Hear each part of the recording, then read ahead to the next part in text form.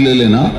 अभी बहुत सारे लोग ऐसे यहाँ पे हैं जो लगातार पिछले 8 दिन तक हमारे अनशन में रहे और फिर शासन प्रशासन से हमने कोई पूछ के नहीं रखा अनशन, हमने बात करके पार्टी में ऊपर रखा है। 8 दिन में 8वां आज भूख हड़ताल का दिन है और हमारा घर परिवार भी यहाँ पर है। घर परिवार से संबंधित ही लोग यहाँ पर खड़े हैं। हजारों हजार लोग बॉर्डर पर रुके हुए। बताओ सबको रोका गया नहीं रोका गया? एक बार हाथ उठा के बताओ, पुलिस ने हर गांव में जा जाके नहीं रोका? हमारे पत्रकार साथी जाखड़ जी खड़े हैं, नरेंद्र भाई खड़े हैं, आप सब जानते हैं। इतने दिन से आपने ये आंदोलन देखा, जाखड़ जी आप सब लोग जानते हैं। इन्होंने अभी लगातार फोन आ रहे हैं, लगातार बज रहे हैं। बिजली बम्बे पे, अब्दुल्लापुर रोड पे, गंगानगर तो बुलडोजर लगा रखे हैं। हमारे गढ़ी ने तमाम लावड़ की तरफ से लोग आए, पूरी पुलिस लगी हुई, इधर की तरफ पीएससी पे लगी हुई, इधर की तरफ आपके दिल्ली रोड पे लगा रखी और इसे पूरा छावनी बना रखा है। उसके बावजूद भी ये जितने बहादुर लोग हैं वो तो पहुंच के यहाँ तक, और जिनको रास्ते पता होंगे। देखो ज्यादा हम पे नहीं बोला जाएगा, लेकिन फिर भी देखो हमारे कुछ लोग हैं यहाँ पे। राठी जी एक बार आप संगठनों का और एक बार ब्रीफ कर दो, और सबको आप क्योंकि लगातार देख रहे हैं, टीकम भाई, बबली भाई, गौरियांक, अनुज जी, ये सब लोग हैं, आप सबको जानते हैं। लगातार जिन्होंने अभी राजकुमार हमारे लगातार वहां बैठे हैं, मलखान सिंह जी बैठे हैं, और बहुत सारे लोगों ने हजारों हजार लोग रोज आते थे हमारे वहां पे धरने पर आते हैं। और अधिकारियों को 12 सूत्रीय प्रोग्राम मांग पत्र हमने दे रखा है। आज 12 सूत्रीय मांग पत्र, जो चीजें हुई हैं नहीं हुई हैं वो मैं बोलूंगा थोड़ा, लेकिन पहले राठी जी एक बार आप ब्रीफ कर दो पहले दिन से अब तक की, जो 12 मांग थी वो भी, और अधिकारी कोई एलआईयू के लोग हों यहाँ पे तो एलआईयू के लोग जरूर खड़े होंगे यहाँ पे, वो अधिकारी लोगों को बुलाओ और बताओ कि उनमें क्या क्या किया, क्या क्या करेंगे। नहीं और आके बताएंगे यहाँ पे। सही बात है, हाथ उठा के बताओ भाई। माननीय प्रदेश अध्यक्ष जी बहुत दूर से चल के आए, हमारे गार्जियन की तरह हैं। राष्ट्रीय अध्यक्ष जी का दिशा निर्देश मिला है, हमारी पत्नी यहीं पे बैठी है, हमारी बहन यहीं पे हैं, और एक भी साथी ऐसा नहीं मिला अध्यक्ष जी। सब ने ये कहा, अंकुश भाई बैठे, सब लोगों ने ये कहा कि इनसे खा पी के लड़ो। बहुत बेईमान लोग हैं, भ्रष्टाचारी लोग हैं, इनको कोई फर्क नहीं पड़ता किसी के मरने गिरने से। तो मैं अपनी बात बोलूंगा। राठी जी एक बार ब्रीफ कर दो। का विवरण बहुत शॉर्ट में आपको बता देता हूं कि यह हुआ क्या। आदरणीय विधायक जी सर्वना श्री अतुल प्रधान जी एक पीड़ित, लाचार और गरीब की मदद करने एक हॉस्पिटल में जाते हैं। हॉस्पिटल में उसके बदले इन्हें मुकदमा लगता है, और मुकदमा लगने के बाद इन पे मुकदमा लग जाए उसमें कोई दिक्कत नहीं है, लेकिन जिस बच्ची को जन्म दिया वो माता जो अपने घर पे थी उसके ऊपर भी मुकदमा, और दूसरे ऐसे लोग जिनका उस बात से कोई मतलब नहीं है उस पर भी मुकदमा। बात जब आगे बढ़ी, मुकदमे से कोई डरने वाली बात नहीं है, बात है व्यवस्था की, बात है गलत व्यवस्था के परिवर्तन की। जब चीजें आगे बढ़ी तो धीरे धीरे पता चला कि आदरणीय विधायक जी सर्वना श्री अतुल प्रधान जी का नाम जब अखबार में चला तो बहुत सारे पीड़ित लोग निकल करके आए। पीड़ित लोग निकल करके आने के बाद धीरे धीरे एक ऐसा समूह इकट्ठा हुआ जिसने बहुत ज्यादा शिकायतें इस व्यवस्था के खिलाफ करनी शुरू कर दी, और जब उसमें से निकाला गया तो पता चला कि कुछ चीजें पूर्ण रूप से अवैध हैं। 20 बेड के हॉस्पिटल में 100 बेड, पार्किंग की जगह मेडिकल फैसिलिटीज, बिजली वालों से कोई एनओसी नहीं, फायर वालों से कोई एनओसी नहीं, रेजिडेंशियल एरिया में पता नहीं कौन कौन सी एक्टिविटीज चला रहे हैं। पड़ोसी भी आकर के कह रहे, हमसे बोला जा रहा है कि अपना घर बेच दो। उसके बाद जब एमडीए ने कार्रवाई के लिए लिखा और सारी 21 दिन का नोटिस दिया कि हम कार्रवाई करेंगे, आपको जो करना कर लीजिए, लेकिन बिल्कुल एन मोमेंट में जिस समय पूरा होने होने वाला था, पता नहीं शासन प्रशासन को क्या सूझी कि वो कार्रवाई नहीं कर पाया। विधायक जी की लड़ाई किसी एक हॉस्पिटल के विरुद्ध नहीं है, विधायक जी की लड़ाई है गलत व्यवस्था के परिवर्तन के लिए, विधायक जी की लड़ाई है उन मांगों के लिए जो मांग इसमें लिखी है, जो इन्होंने लिखी है, जो महसूस किया। पहले मैं आपको बताऊंगा कि विधायक जी की मांग क्या है, उसके बाद मैं बताऊंगा कि 8 दिन में 4 तारीख से आज तक जो घटनाएं घटी है, जो धरने पे हुआ है, किस तरह की चीजें हमने समय समय पे महसूस की है, विधायक जी ने क्या महसूस किया, साथ वाले लोगों ने क्या महसूस किया, क्षेत्र के लोगों ने क्या महसूस किया, जो पीड़ित माताएं बहनें बुजुर्ग वहां आई, जिन्होंने रो रो करके अपनी कहानी सुनाई। अगर आपको सारी कहानी बता दी तो आपका कलेजा अगर मुंह से बाहर नहीं आ गया तो आप नाम बदल देना।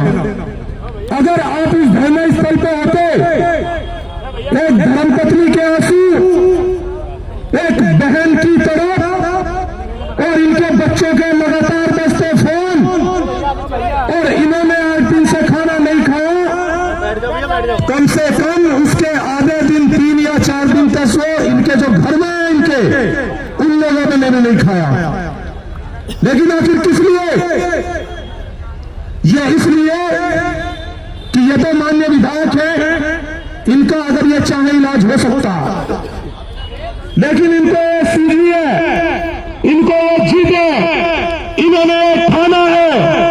अभी जब चर्चा चली तो इन्होंने कहा कि गांधी जी ने किस किस तरह के अनशन किए, जब हम लोगों को समझ नहीं आया कि उनके दिमाग में क्या चल रहा। लेकिन ये जो इन्होंने फैसला लिया, यह किसी भी आंदोलन का सबसे लास्ट स्टेप होता है, आमरण अनशन, जिसको बोलते हैं भूख हड़ताल। जब तक मेरी बात पूरी नहीं होगी मैं कुछ नहीं खाऊंगा। पहले दिन जब बैठे, दूसरे दिन, तीसरे दिन तो ये आरोप लगने शुरू हुए दूसरे पक्ष के लोगों से कि साहब विधायक जी भूखे नहीं है। और पत्रकार साथियों बता देना सब लोगों को, जितने बड़े बुजुर्ग मेरे नौजवान साथी हैं उनके पास मैसेज आए कि विधायक जी का टेस्ट कराओ कीटोन टेस्ट होता है जब भूखा होता है कई दिन से, तो उसके पेशाब में कुछ ऐसी चीजें निकलती है जिनको कीटोनोइड्स बोलकर पता चलता है कि व्यक्ति कई दिन से कुछ नहीं खाया। किसी को 2 दिन में हो जाता है, किसी को 3 दिन में, किसी को 4 दिन में। 3 दिन बाद उन्होंने कहा कि टेस्ट कराओ विधायक जी का, और अखबार में तमाम तरह की खबरें चली। लेकिन चौथे दिन जब टेस्ट करा और में कीटोन 115, उसके बाद मैं पूछना चाहता हूं अब कहां है उनके वो सवाल, अब वो जवाब दें आके। उसके बाद अगले दिन 15 जब उसकी वैल्यू थी तो अगले दिन उसकी वैल्यू बढ़ी 40। तो हम लोगों को डर लगा और खतरा लगा, क्योंकि डॉक्टर ने भी लगातार ये बोला कि यह स्थिति अच्छी नहीं है, विधायक जी अपनी जिद छोड़ दो आप। लेकिन विधायक जी ने कहा कि मर जाऊंगा, कट जाऊंगा, दब जाऊंगा, लेकिन ये अनशन नहीं छोड़ूंगा। और ये किसके लिए? ये तमाम हजारों हजार ऐसे लोग हैं जो डेली आते थे और वो इनको समझाते थे कि विधायक जी ये जरूरी नहीं है कि सारी मांग आपकी ये लोग मान ले। तो इन्होंने कहा कि मांग माने या ना माने, लेकिन मुझे वो आजादी वाला दौर, वो गांधी जी वाला दौर मुझे लेकर के आना है। ये जो आमरण अनशन होता है, इसका मेन उद्देश्य मैं बता दूं आपको, चाहे गांधी जी हो, विनोबा भावे हो, जिसने भी सत्याग्रह किया हो, इसका मेन उद्देश्य मान मनवाना नहीं, मेन उद्देश्य होता अलग जगाना आपने जो सामने आप लोग खड़े हैं। उसी क्रम में मैं आपको पहले कुछ मांग करके सुना देता हूं जो आदरणीय विधायक जी ने इनसे की है। पहली मांग जो आदरणीय विधायक जी ने की है वो है कि डॉक्टर की फीस 200 रुपए से कम होनी चाहिए। डॉक्टर की फीस 200 रुपए से कम होनी चाहिए। दूसरी मांग, ज्यादा एमआरपी वाली दवाई डॉक्टर नहीं लिखे, डॉक्टर ऐसी दवाई लिखे जिसकी कीमत कम हो, अच्छी हो और वो सारे स्टोर पर मिलती हो। हॉस्पिटल वाले अपने स्टोर से दवाई लेने के लिए दबाव न बनाए। तीसरी मांग इनकी है जो अवैध अस्पताल, एक एक आदमी के नाम पे अवैध लैब, उनकी जांच कराकर उन पे कार्रवाई की जाए। इसके बाद इनकी मांग है